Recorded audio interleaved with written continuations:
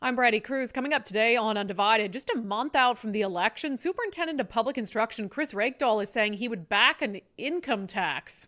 That seems like a bold strategy. Plus, a new study highlights the cost benefit of the state's climate policies to middle-class families. And we now know just how much Bob Ferguson spent unsuccessfully prosecuting police officers. That and more coming up today on Undivided. Remember, you can support our show for just $5 a month by signing up at undividedpod.com.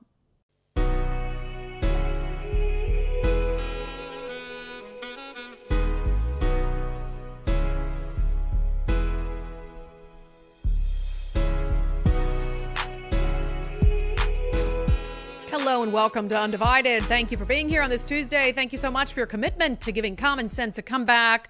Worked out well today because I was like, let's open. We're doing our documentary tonight. It is streaming live across all platforms at 7 p.m. Pacific time. The documentary, again, is called Operation Indoctrination, a story of academic decline. And this is something that's tied to certainly the Olympia School District and our coverage of that district and some of the political and social indoctrination that's been going on in schools. But it worked out well because we're going to tease that off the top of the show. And then we just so happen to have all these education-related stories going on today. And so what a perfect day to air an education-related documentary on a day where we have a lot of questions about the state of our education system. So let's get there. So Superintendent of Public Instruction Kruse Reykdal, he's a month out, roughly a month from ballots going out, right, from his re-election campaign. So he's a two-term head of our state's public school system, and he did not perform well in the primary election, not in the slightest. So he's certainly vulnerable, which is why I found it fascinating that he comes out, again, a month before ballots, not even a month before ballots arrive, and says that he would support a state income tax to help pay for education. And I'm thinking, is there anything more unpopular in the state of Washington than a state income tax? And not to mention that it's against the state constitution, so you couldn't do it anyway. It would have to be approved by voters, et cetera, et cetera. But anyway, so he comes out, he's got this new funding proposal, and he says, look, I need a lot of money. And if I don't get a lot of money, then educational outcomes are just not going to be there. Here's part of his ask. I need $4 billion to get schools to the national average. I need $4 billion to get us to Massachusetts levels. I need more than $4 billion to get us to 50%. That's not what we're asking for here. We're asking for less than that, sensitive to the fact that the legislature doesn't have that all at once. And even with what we're requesting, $2.9 billion in the first biennium, $4.9 billion in the second biennium, that's going to be a challenge. And I recognize that. I am grateful always to our lawmakers from both sides of the aisle. It is a brutal time to serve. But you do it because you know you can have impact, and the consequences could not be greater than they are today. So he says he needs $4 billion to get us up to Massachusetts levels, to get us up. Well, this is wild to me. So first of all, we'll get into his ask and who he thinks should pay for all this. He wants $2.9 billion in additional dollars for the 2025-2027 education budget in the state of Washington. First of all, we've talked repeatedly about how test scores are in the toilet and enrollment is declining. Yet Kruse Reykdal doesn't want to address any of those things. The Seattle Times, don't take that from me, the Seattle Times said it. The Seattle Times said he doesn't like to take accountability. That's why they didn't endorse him before the primary. They endorsed one of his opponents. And he never wants to admit or acknowledge some of what's happening with the focus on political and social issues as you have, failing grades for the state in the area of English language learning, math, and science. So failing grades because of that, I think declining enrollment, more parents saying, I'm done with the public schools. I'm going to homeschool my kids, or I'm going to come out of pocket for the cost of a private school. And this guy has the audacity, after not taking accountability or responsibility for the decline of our education system and the state it's in, saying, hey, you got to give me more money. We need not just more money. He says $4 billion, but he's like, that's not realistic. So $2.9 billion. Oh, and by the way, I think that we need to raise taxes in order to pay for it. And he says that first and foremost, it starts with the rich paying more. You know, as a constitutional officer, my job is to submit a budget. The state law doesn't say revenue, but I've never shied away from that. In prior budget requests, I offered up capital gains before it became the law. As a legislator, I offered up tax on profits instead of gross receipts for businesses to help small businesses. I'll be there for every conversation of revenue. I do think we need to change the equation in Washington State. decrease our dependence on property taxes and sales tax and increase our concept of drawing dollars out of those who have the most. That can come in the form of capital gains, that can come in the form of income, a profit. You could even make progressive sales taxes. Income profit, which is just an interesting phrase. So rich need to pay for this. Rich need to pay more, ignore the fact that the way that I'm running the public school system and have been running it for the past 8 years isn't successful. Test scores are down, enrollment's down. We just need the rich to throw more money at this problem. More on capital gains in a moment. But he said unequivocally, forget capital gains and the rich paying their fair share. He wants everyone paying more for education through an income tax. Would you support an income tax to fix this problem? I have always supported that, provided that the voters get a chance, and they always would, because we have constitutional limits on that. It's considered property right now under the law, so I've always supported that if the voters get a choice. Yeah. But anyway, so focus back on capital gains. So he's a liberal, right? So he's a progressive. So he supports an income tax. It's just fascinating to me that he'd come out and reiterate that and reinforce that leading up to an election where a lot of taxes are on the ballot. There's an opportunity to repeal taxes. People are feeling overburdened, overtaxed. They're not happy with the state of our education system. And now he's like, I want billions more. I'd support an income tax to pay for it. And then he gets into that issue of capital gains, which, of course, one of the initiatives on the ballot in November is an initiative that would allow you to repeal the capital gains tax, which is just an unconstitutional income tax. They say, well, it's just the wealthy. Only the most wealthy people are paying this, but we know that if it's not repealed, they're going to continue to lower the threshold until all of us are paying it, and until all of us are paying it when we sell our primary home. So he said, he's acting like he's not taking a position on these things. He comes out, says, I need more money, basically don't repeal capital gains in so many words. We have a big contemplation in front of us this year on the ballot. I encourage everyone to do your own research and vote your own conscience on those. But there's a revenue question or 2 or 3 or 4 already on the ballot. And it's important that people think about that and then think beyond that on what we could do to change from a state that taxes its lowest income consumers or families at 3 and 4 times the rate of our wealthiest. This is the reason we have perpetual budget challenges. And I think it's time to introduce this question of revenue as a daily conversation in our politics and in our budget considerations. Yeah, but also, no mention, no conversation of how are we spending the money that we already have?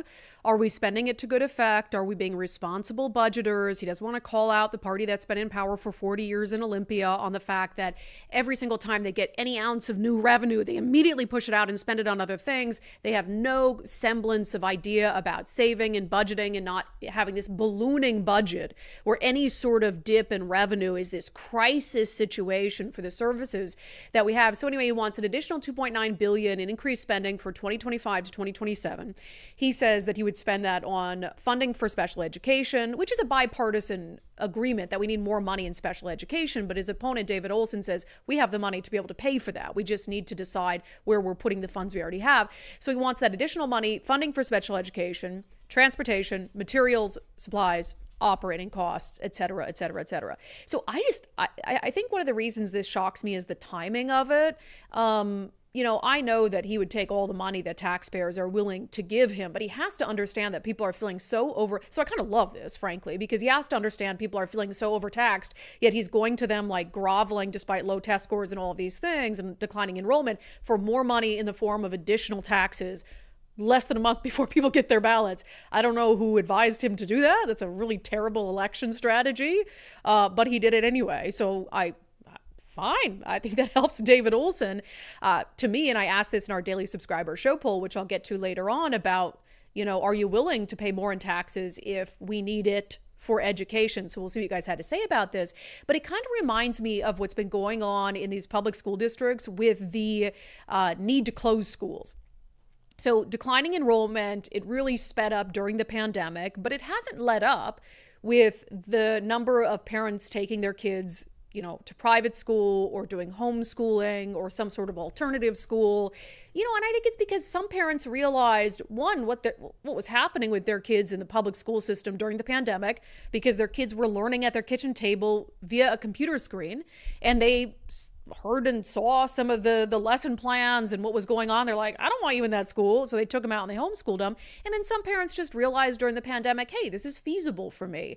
You know, I had to pick up a lot of the slack for the public education system during the pandemic. So I'm going to teach my kids at home. And then you got parents taking out kids for social and political indoctrination issues. But it's this pattern. And I think what Chris Reykdal said about what he wants, despite how bad he's doing in the public education system, is like, still give me more money. We're seeing that in the Seattle public schools as well. So you might recall we've played this clip back to back before. So in September of 2023, I think it was, so about this time last year, there was a Seattle Public School Board meeting, and one of the members basically told parents, look, if you don't like the way that we're running our schools and what we teach kids and the political and social issues, and she's like flanked, you'll see, she's flanked by like trans pride flags, then you can just take your kids and leave. If it is so contrary to your values, what is being presented in public schools in alignment with the will of the voting public, you don't have to participate. You can withdraw altogether.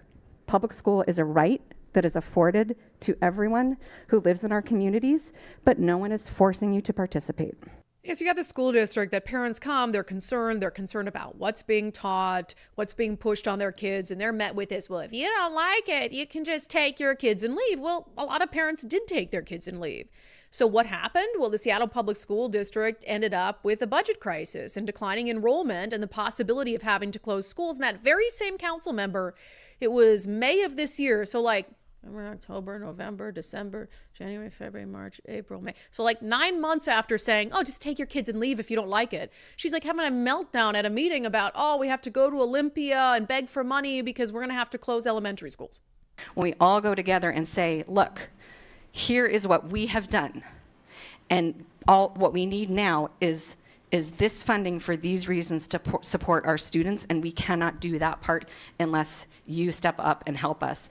Right now, we don't have a whole lot to stand on when we have 29 schools with under 300 kids. That's the charge of the legislature has, and getting state funding is very specific about efficiency, which unfortunately means that they don't care how many schools we have. It's just about the students, and it's up to us to figure out how best to serve the students within the resources that we have. Well, gosh, maybe an idea would have been not verbally attacking parents who had some legitimate questions about what the priorities were in the Seattle Public School District. Maybe if you hadn't done that a year ago, you wouldn't be in this situation right now where you have a budget crisis, you're going to close elementary schools. So now, just an update on that story, it came out today. So at one point, it was about 20 elementary schools that the Seattle Public School District might have to close. And so they've been debating back and forth on these plans. The Seattle Times now says that they've kind of retreated from these two proposals momentarily while they sort out which one is best and how to move forward. One of the council members said, I'm taking more time to reflect on plans to bring a consolidation recommendation this October. As a result, I'm canceling upcoming community meetings. I understand the closure of schools is a very serious topic. After receiving thoughtful feedback from many of you, it is clear we need more time to carefully consider our next steps. That's Superintendent Brandi Jones. I'm working closely with my leadership team to revise our strategy and ensure any decision we make is sustainable and prioritize the well-being of our students, staff, families, working together to meet our goals. He went on to say, while our financial challenges are real and it's our fiscal responsibility to resolve them, it is very clear we need more time to listen and earn your trust as we resolve our structural deficit and revisit our timeline. I'm sorry our proposed options created anxiety for many families who rely on the key programs and innovations within our schools. We are retooling our plans to address those concerns. It says the board was not expected to vote on a final plan until December. October was critical in the school closure timeline, though. It was when Jones was expected to deliver a preliminary plan to the board.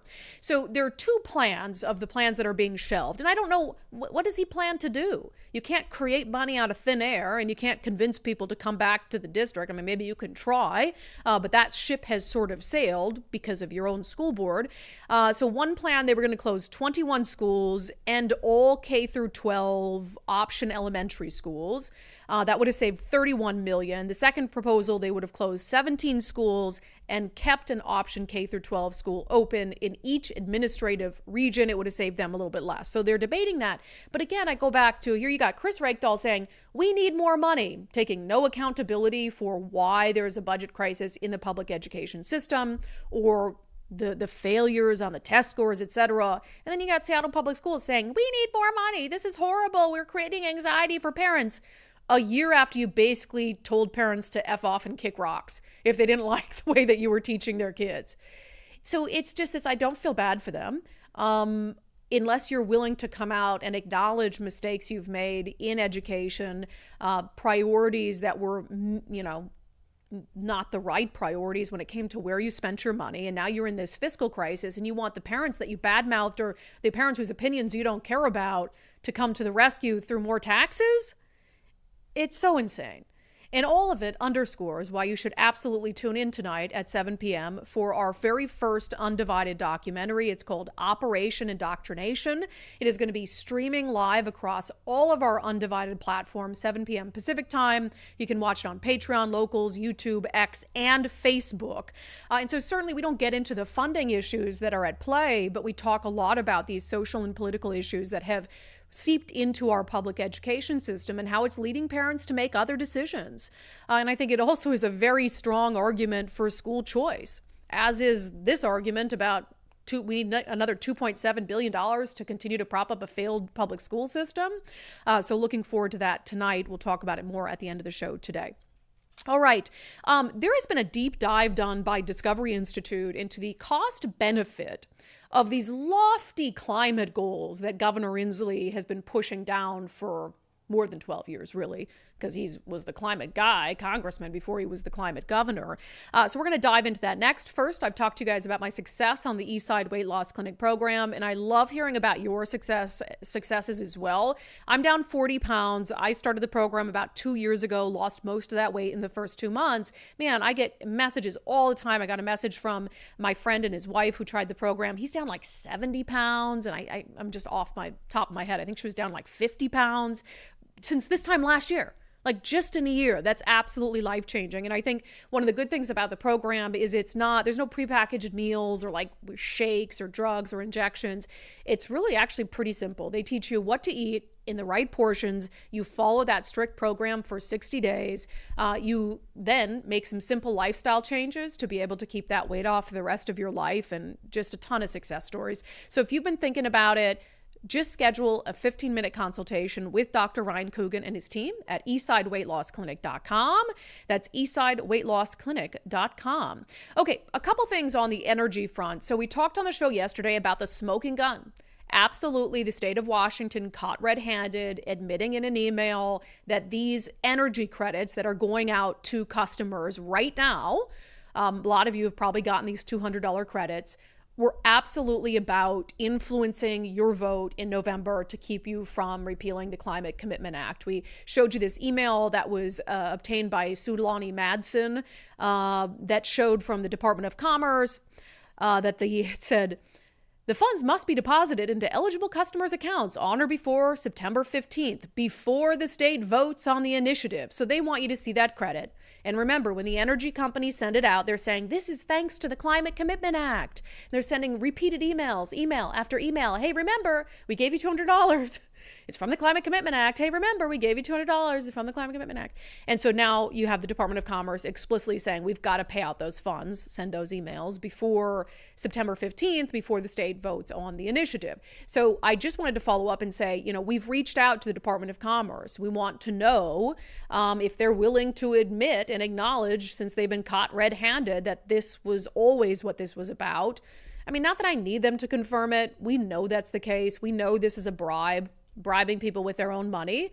But we wanted to hear what they had to say. They're a state agency after all. Nicole, any response? No response from the Department of Commerce. So just updating you on that. Maybe they'll respond tomorrow. Possibly. Maybe they'll respond the next day. I don't know, but we'll continue to follow up. But on that front, when we look at what we know are is the burden being placed on low and middle class families in our state for these climate initiatives and these climate goals. You know, I've said on this show before that I think there are reasonable people, right, left, and center, who, if they knew that there was a climate initiative that was absolutely going to have a meaningful impact on the environment, that they'd be willing to pay a little bit more at the gas pump. They'd be willing to adjust energy usage or pay a little bit more on their energy bills. The problem is with a lot of these climate goals, you know, they'll set some sort of goal, pass a policy designed to work toward it that ultimately costs the middle class a bunch of money. But you know, I think we all had this feeling and this belief that, one, they were never going to be able to meet the goals they were setting, and two, that the cost would not outweigh, or the cost would outweigh the benefit of those programs. That in the grand scheme of things, you know, on a worldwide basis, these things are having a minuscule impact on the environment. Well, there's this new in-depth report out from Discovery Institute. It's called The Crippling Cost of Electrification and Net Zero Energy Policies in the Pacific Northwest. It was done by Jonathan Lesser and Mitchell Rowling. So we're going to have an in-depth analysis from Jonathan Lesser about this report and their findings coming up this week on Sundays with Subscribers. We taped the interview yesterday. I wanted to play a clip for you about what they were trying to get to the bottom of in this report. I think there's this real concern that they set these goals, right? Like 20 years in the future, 30 years in the future, when they're not even going to be in office to have to answer to whether they meet those goals. Is there any indication that these goals are even feasible? Yes, there's an indication, and no, they're not. This is all fantasy. It won't happen. It's impossible. We calculated, just think about the land area that you would need. Well, we calculated that. For Oregon and Washington, you'd have to use 30% of the entire land area east of the Cascades to site all the wind and solar. You're obviously not going to do it near Seattle where people live, because heavens, they don't want that anywhere near them. And, you know, it's better to site it where all the deplorables live in the eastern parts of the two states. Well, that's not feasible, because there's lots of land that you can't, in the eastern parts of the states, that you can't build wind and solar on. And then you'd have to build a number of new high voltage transmission lines across the Cascades to get all that electricity to Seattle, Portland, and so forth. You know, and then the other thing is you'd need a huge amount of battery storage. And that's one of the reasons that all the costs are so high.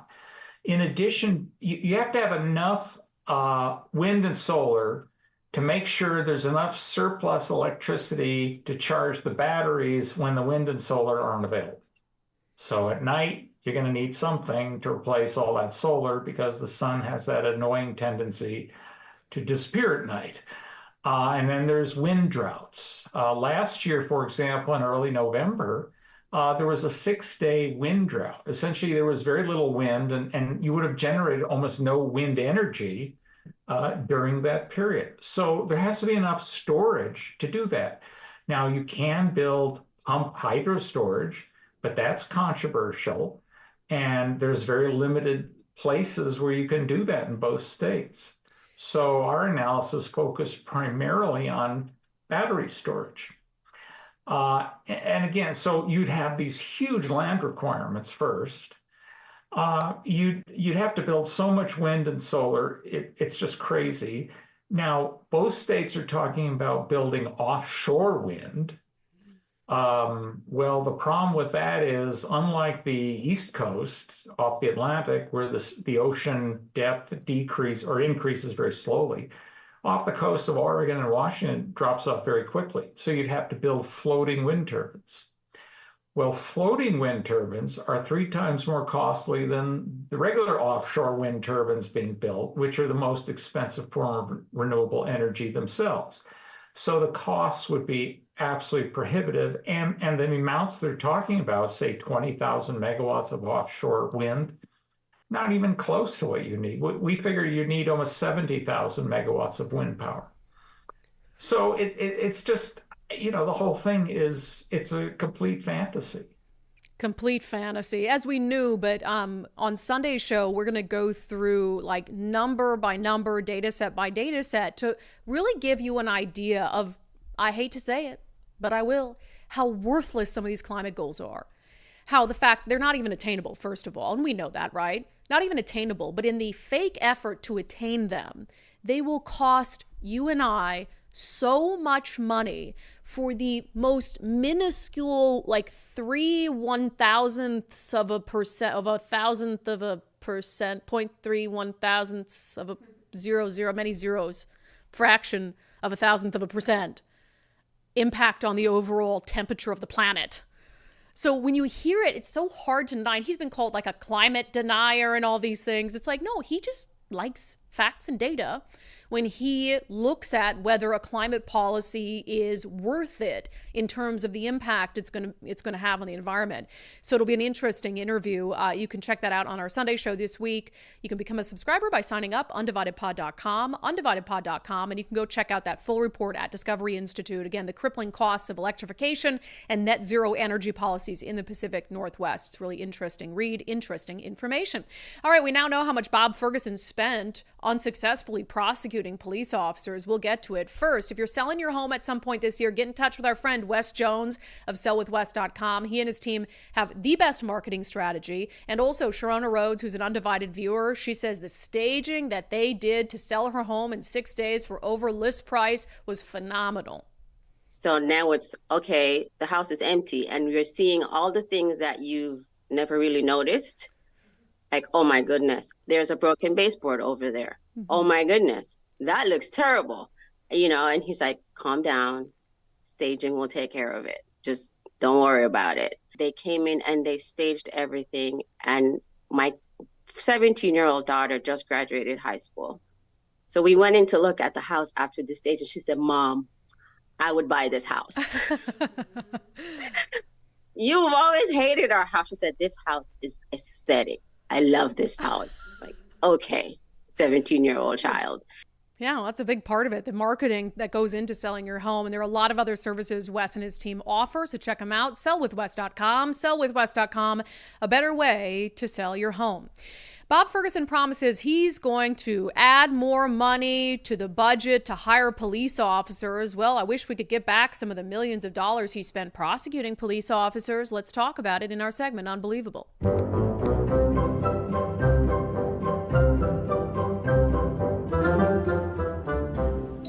Boop. All right. So we all know that Bob Ferguson is, of course, the public safety candidate. He has suggested as much in his first political ad that he aired on the public safety issue. Here it is. 50th, dead last. Washington has the lowest number of law enforcement officers per capita of any state. That's unacceptable. As governor, I'll fix it. Public safety is my top priority. I'll hire more police and first responders, create a statewide response unit to tackle the fentanyl crisis, and invest the $1 billion I won from drug companies to increase treatment. Washingtonians must feel safe and be safe for our state to thrive. Man, I agree. What a good guy. I'm so glad that we have a candidate in the race for governor who understands that public safety is a top priority and that we absolutely have to hire more police officers. He also brought it up, by the way, at the debate last week against Dave Reichert. So Washington State has per capita the lowest number of law enforcement officers of any state in the country. My criminal justice plan details how we're going to change that. In my first budget as governor, we're going to put together a budget that invests $100 million. So local jurisdictions, your cities, your counties, the folks who hire most of the police officers across our state can use those dollars for increased salaries, for signing bonuses. That gets first responders on the streets. That helps solve crimes and lets the prosecutors in my team, in my office, do the work to send those folks away. Awesome. And it's so obvious. I mean, Bob Ferguson has a long track record of absolutely supporting the police. And Dave Reichert, what is he, a former sheriff or something? I don't think so. No track record of supporting law enforcement. Bob Ferguson tweeted after the debate that he'd create this $100 million grant program. He said, Dave Reichert, he's trying to distract you from the fact that he opposes pay raises for police officers. He said supporting law enforcement means investing in law enforcement. What a great guy. What a great guy. And of course, as I said, he has a long track record of sticking up for police officers. Like, just as an example, when the Seattle police, or the city of Seattle, was saying it wanted to defund the police department and voted to defund the police department, Bob Ferguson came out with a very strong statement. Oh, wait a second. I'm all confused. He didn't have it. Oh, no, but it was CHOP. When CHOP happened and the rioters took over the police precinct, that was when he came out with a really, really strong statement. That wasn't it either? No, I swear. Oh, sorry. I knew what it was. When the police cars were burning in downtown Seattle during the riot in the summer of 2020, and like when police rifles were getting stolen, that's when he had that really strong statement about his support for law enforcement. Yeah, no, of course, he's full of shit. He's absolutely, swear jar fine, full of shit. He's claiming to be the public safety candidate, has absolutely no track record of supporting law enforcement whatsoever. He's just saying what he thinks he needs to say to be elected governor. He's saying, I'm going to spend all of this money, your money, hiring new police officers, but that man has spent more money trying to prosecute police officers than he's ever spent or advocated for spending on law enforcement. So the News Tribune has this analysis. I'm so glad they did this. I'm a little hard on the mainstream news. Very grateful for the News Tribune and Peter Talbot for putting this together. The headline, how much did AG Ferguson pay to prosecute the Manny Ellis case? Here's what records show. So, of course, Attorney General Bob Ferguson politically prosecuted 3 police officers for murder, unsuccessfully so. Was not the first time. Remember, he also unsuccessfully prosecuted Pierce County Sheriff Ed Troyer in a case and didn't win it, and then went on, did this. It was at a time where he thought, well, it'll be really good for my political resume to put police officers in prison for murder, even though they've been cleared in other investigations, but my office will do a better job. Well, he spent more than $4 million failing. It says more than $4 million was spent on legal services, expert witnesses, consultants, a private investigator, and trial expenses from February 2021 through December last year, according to invoices and receipts released to the News Tribune through a public records request. In the records released to the News Tribune, there were 36 invoices from 2 law firms, totaling $3,367,060.61. First of all, isn't he a law firm? Isn't the Attorney General's office a law firm? Why are you paying more than $3 million to outside law firms when you are yourself a law firm and you've doubled the number of attorneys on your staff since you took office 12 years ago from 400 to 800? The article says also there were 32 invoices from expert witnesses, a private investigator, consultants. Their work amounted to $686,000. That includes the expertise of a jury consultant known for his work on the O.J. Simpson murder case. That's weird. Why would weren't they trying to prosecute this case, not lose it? Well, in the Ellis case, he helped conduct a mock trial and traveled to Tacoma from California for jury selection. That brings outside costs to the Attorney General's office in the Ellis case to more than $4 million. It doesn't even factor in how much the Attorney General paid his own employees for time spent working on the case. That includes Assistant Attorney Generals Kent Liu and Lori Nikovla, who helped lead the prosecutor's trial team with Special Prosecutor Patty Eakes, who was hired as a contractor. Again, you have hundreds of attorneys on staff. You shouldn't have brought the case in the first place. But hell, if you're going to bring it as the Attorney General, at least handle it in-house. Spends more than $4 million on this. Oh, and there were some miscellaneous charges in there as well to put police officers in prison for murder, 202 coffees, and over $47,000 in hotel expenses. It says, though daily caps on meal expenses mean that the Attorney General's office didn't pay for every entree or beverage, receipts show that contractors purchased 94 Americanos. God, Tacoma News Tribune is really nailing it. They are. For really specific. Thank you, I genuinely mean it, Peter Talbot, for the level of specificity. I'm enjoying it immensely.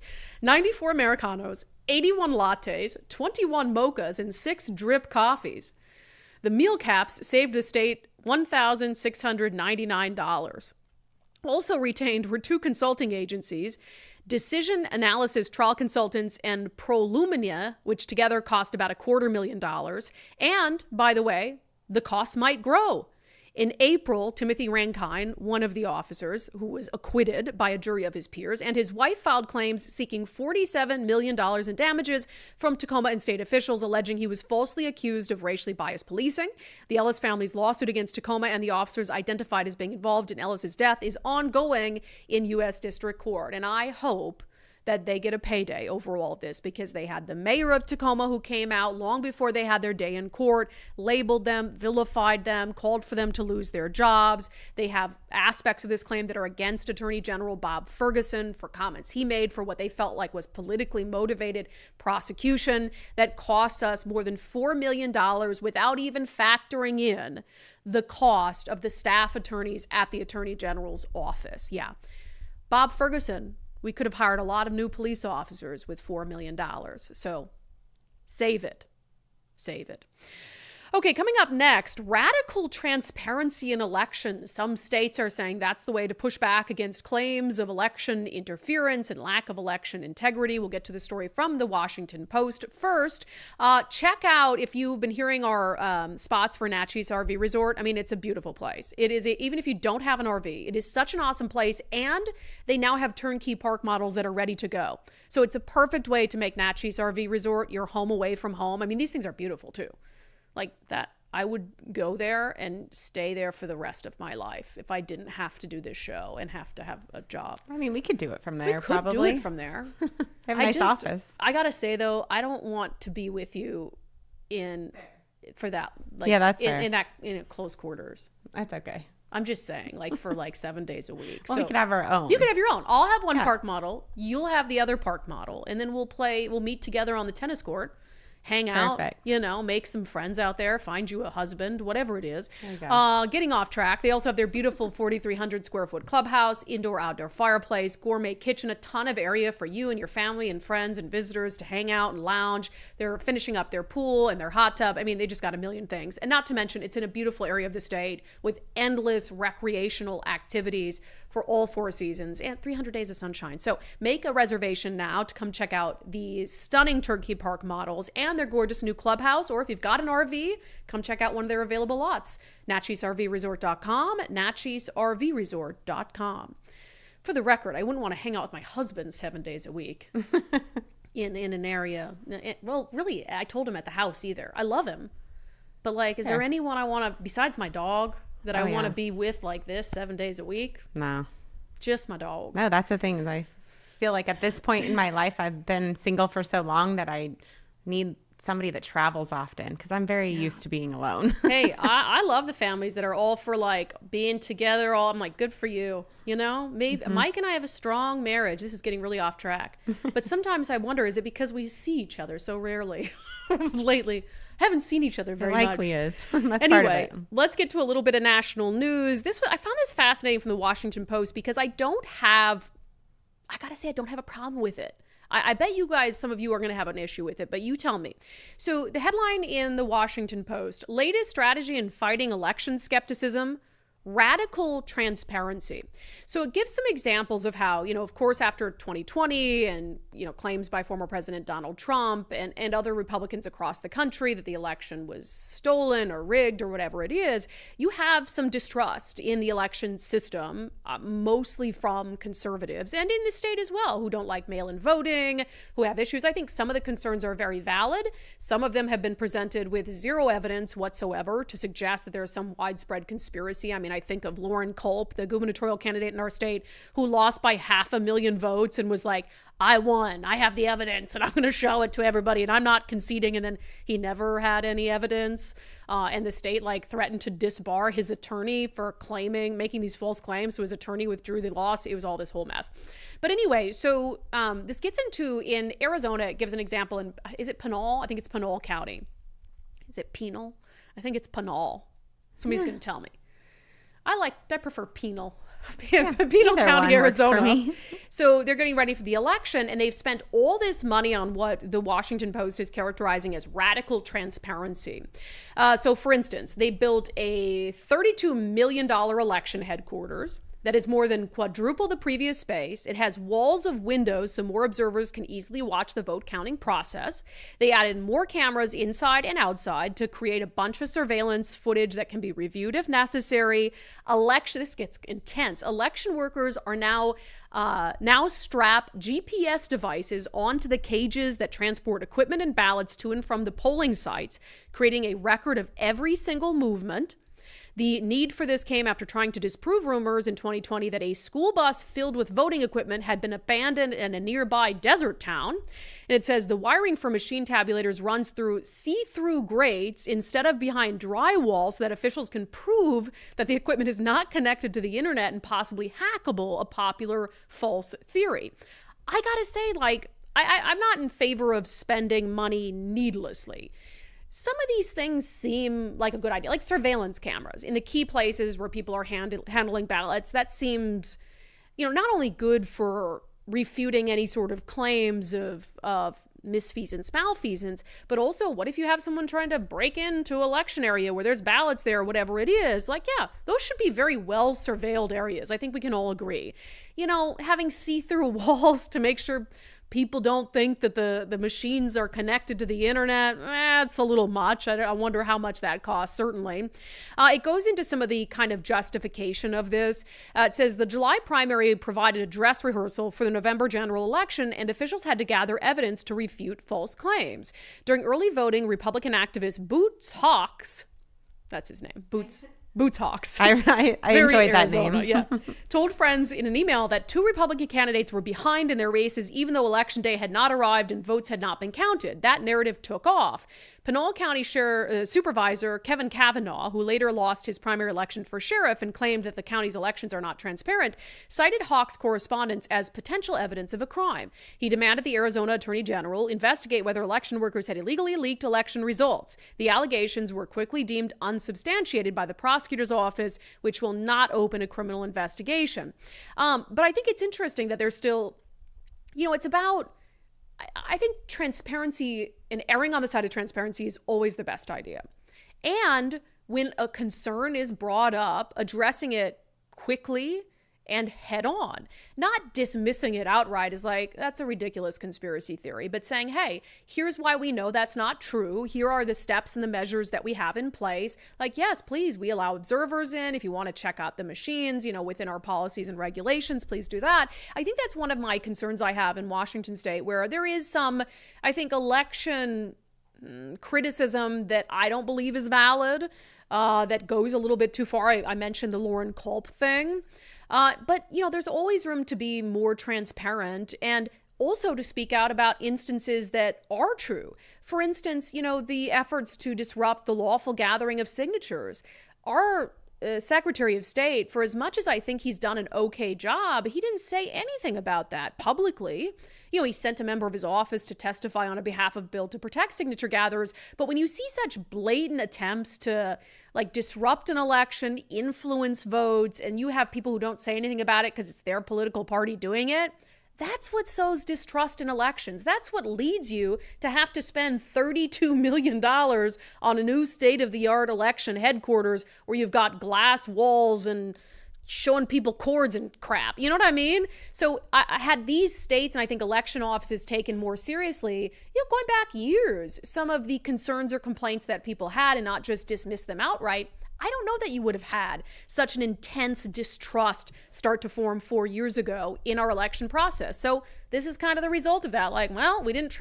We weren't transparent back then. Now we got to spend millions of dollars on transparent walls. So there you are. I'm curious what your guys' thoughts are on that. We'll get to it in questions and comments, I'm sure. All right, before we get to our daily subscriber show poll, which is about this education funding ask from Reykdal. Remember, happening, God, what day is it? Tuesday? This Thursday, Zach Abraham and his team at Bulwer Capital are going to have another one of their live Know Your Risk webinars. And this is good timing, right? Because remember, the Fed just dropped interest rates. And so there are certainly a lot of questions to be asked about how could this impact your retirement portfolio, what's happening with the markets, nationally, et cetera. Zach told us when he was on the show with us last week that he really feels like the Fed's decision to cut interest rates was purely political. If they truly are data dependent, then the debate should have been whether to not cut at all or to go 25 basis points. Where they came up with 50, there's just nothing in the data that suggests that's what they should be doing. As a matter of fact, you've got multiple inflation gauges that have been ticking upwards over the last 3 months. You've got growth and inflation still above the long-term trend lines. You've got unemployment sub 4.5. There's just nothing there. So, you know, I think they're making a huge policy mistake. And I think that you are watching markets, in my opinion, and look, we'll be talking, God willingly, 6 months from now when we have a clearer picture. Yeah. But what I'd be willing to bet at this point is that everything's going way higher and inflation's going to reignite. Yeah, they think it'll help them in the short term for the election, but in the long term, we're all screwed. Well, maybe not that serious, but we'll hope we're not all screwed. Zach Abraham is surely going to talk about this during his live webinar, totally free this Thursday, 3:30 p.m. Pacific time. If you just go to knowyourriskradio.com, there's a pop-up that'll come on the screen and you can sign up for it there. You can passively listen or you can be on and ask questions and all of that. So knowyourriskradio.com, knowyourriskradio.com. All right, let's get to our daily subscriber show poll. I asked you guys, would you support new taxes to help increase funding for our state's public school system? So look, sometimes I ask a question and I'm like, yeah, I kind of know how they're going to respond, but I always expect like a little bit of dissent, you know? This is one of those, not a lot of dissent. 97% saying, absolutely not, Brandi, absolutely not. Vivian, I saw Vivian this weekend and she's just so lovely and elegant. She says, heck no, so much waste already on the woke instruction. Brandon Ferris says enough is enough. I understand inflation, but we can't just keep throwing more and more money thinking it's going to fix the problem. We need teaching reform and to get back to actually teaching the curriculum instead of worrying about social issues. Also very much looking forward to your documentary, as am I. I always like to be with you guys twice a day. It's always fun for me. But I think you make a good point there. Like, look at this through the lens of anything else. Homelessness, our state's response to homelessness. It's been a failure. And Jay Inslee wants more money. And it's like, okay, prove to us that you are committed to spending money on things that work, not spending money on things that don't work. If you were, and then we'll give you money. So if you were, and I truly mean this, if they were firing on all cylinders in our response to homelessness, they'd really, stolen some of the ideas from other areas of the country that are working, and they were making a substantial impact and showing us that what they were doing was having a positive outcome. And they said, okay, we've got the plan. Now we need money. I'm all for it because the impact to our economy from the homeless crisis, drug crisis, crime crisis is overwhelming. So I'm okay spending money to fix this disaster we're in because we have to at some point, but I'm not okay with continuing to throw away billions of dollars for no solution. So apply that to the education system. Like, enrollment is down for a reason. The test scores are down for a reason. So at least acknowledge that this isn't some right-wing conspiracy that our public education system is in crisis, and then say, here's what we're going to do to fix outcomes. Not just continue to tell us that if we only had a little bit more money, then test scores would be better. Like, then enrollment would go up because we know we're not fooled anymore. We know that's not the case. HTA said Reykdal would just use that to fund more programs that don't help the basics. Douglas Kramer almost spit out. When I'm off camera, so I have a sinus infection. Like, it is a serious thing. I need to now go see a doctor. Yes, because it will not stop. Do you know what postnasal drip is? I've been Googling a lot. I have postnasal drip. And when I'm sleeping, it just goes drip, drip. So anyway, when I've been off camera, I've been wiping my snot away, and Douglas Kramer almost caused me to shoot it right at my nose. He says, this is a joke, right? No, it's not a joke. It's a daily subscriber show poll. How dare you suggest it's a joke? Terry Lee says, not just no, but hell no. That's how I feel too. Don't you agree with me, Nicole, that it seems like a very dumb thing to suggest more taxes a month before ballots come out with your name on it? But I think that's how, I think he thinks he's going to win. and he wants this money. So I don't think he really had a choice, because he couldn't ask for less and say, I'm spending the money wrong. Don't worry about it. I can figure it out. That's true. So he thinks he's going to win anyway. He talks, he's very smooth. He's a smooth talker. So I watched the most of his press conference there.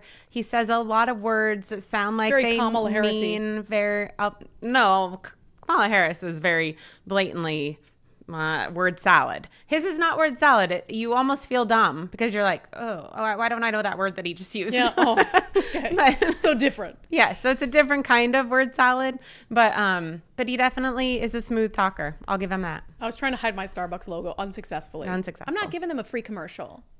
Well, you just did. But I need to stop getting coffee at Starbucks. Because we've cut back a lot. We really have, because usually I just do the 2 shots of espresso on the little home machine from Costco. Mm-hmm. But you guys, if they want to sponsor the show, that's fine. I'll drink Starbucks coffee. There you go. I'll sell myself out. It's fine. Sorry. I think they have a new CEO. We should. 2 more comments. Sorry, I'm off track. I've been up since 3 a.m. So we're taxed enough. Anna says on X, this state will bleed us dry with taxes if we don't vote for change. Everyone's livelihood's on the line. Reagan on X says they don't deserve the money they're getting now. Why would anyone want to give them more so they can bloat more teacher salaries and continue to fail students? No thanks. I agree. No thanks. Let's see here. Other comments. Baron of Gray Matter, $5 super chat. Baron of Gray Matter has it figured out. Baron of Gray Matter, I might have to institute a rule on super chats. As much as I love getting money, I think I gotta do, if you super chat a bunch, I can only read 2, because it's not fair to everybody else. Is that? It's fine. He's not out of control We yet. love you. I mean, we love you and thank you. I just don't want to, if somebody's like, I figured this out. If I do $1 super chat 11 times, it'll be just my comments. I'll use my judgment. These 2 are fine, though. Baron of Gray Matter, they don't need more money. Don't throw good money after bad. Property taxes are too damn high. Cut all the BS, CR theory, climate, trans, academies only. And then on the climate issue, sorry, Brandi, too many people are influenced by feelings. Too many people influenced by feelings are convinced about this climate change scam. They don't believe facts. It's all about feelings. That's true on a lot of things. TZ Burton, maybe schools should teach the 3 R's instead of trans ideology, BLM, Antifa, standing with Gaza, and all the other BS Democrats push in school. It was interesting. I had Nicole kind of make me because we've done so many stories on the Olympia School District. I was like, can you make me a timeline just so I'm not forgetting anything? And it's like this long. It is. A timeline of like, students walked out over this. And I was like, holy smokes. We've got 2 more for them this week. 2 new ones. Yeah, so we're going to have some follow-ups immediately after the documentary on some other things that are now happening. So it's hard to keep up with all of it. Crafty Grandma Crispy, where have you been? It has been a while, right? No? A little while. Maybe it's been a while since Nicole chose one of your comments. Possibly, but no, I think I picked one last week. But I do think gone for a little bit. Mm-hmm. I think recently returned. I love the sarcasm. You're speaking my language. I'm glad it was obvious. I'm sure there's people, whenever I am like type sarcasm on Twitter, people are like, how dare you? I'm like, I'm being sarcastic. TZ, oh no, I already did that. Matthew Cook, Bob was bragging about all the attorneys he's hired during the debates, and yet he had to use outside law firms. Exactly. There wasn't some attorneys of the 800 plus that had the expertise, right? The AG's office purposefully used outside law firms so that if you want to sue the AG, it limits the number of firms that are available to hire without a conflict of interest. I've heard about this, that you have all these law firms that are used in some capacity by the state and these on a contract basis. And so then if you're trying to sue the state, all these law firms say, well, we can't represent you because we have a conflict of interest. And so people can't find attorneys. Let me see. Louis Koglis, acupuncture cleared up my sinus issues. You want me to stick a needle in my face? Sticking a needle in my face? No, I don't think they do it in your face. I think acupuncture is, all different places around you. Sometimes it'll be your finger, your foot, your back. Not doing that either. Okay. It's really not scary. I have done it. It didn't work for me, but I have done it, and you don't even feel it. It just is like, it's not even like poking yourself with a needle or anything. It doesn't feel like that. You don't even feel it. Yeah, I despise vaccines. I'm brought to tears just the anticipation of getting a shot. So I'm definitely one of those people. Somebody else said oregano oil. I guess I have this fear that Where's that? I'll be sitting on the table to get acupuncture, and then there'll be an earthquake, and I'll roll off and like stab myself. They're not needles like that. See, I think people have a misconception of the do. needles. They're just this little needle with a little spring, and it just goes underneath the first layer of your skin. I don't need that. No, I don't want to hear about it. I don't want to hear about it. Also, can you mute my mic for a sec? Okay, sure.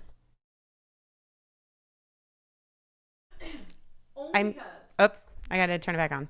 Only because I got to sing happy birthday, and I don't want it to sound all nasally. Right. Now, Nicole, it is a very special birthday.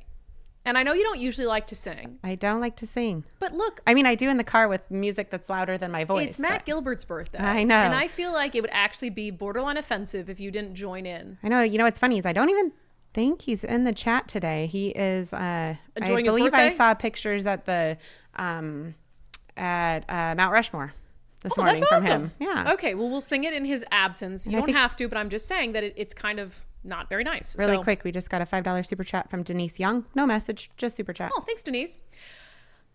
But yes, okay, go. I'll sing backup.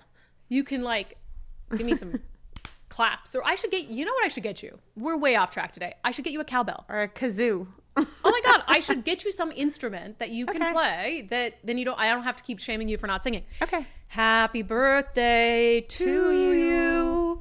Happy birthday to you. Happy birthday, dear Matt Gilberto.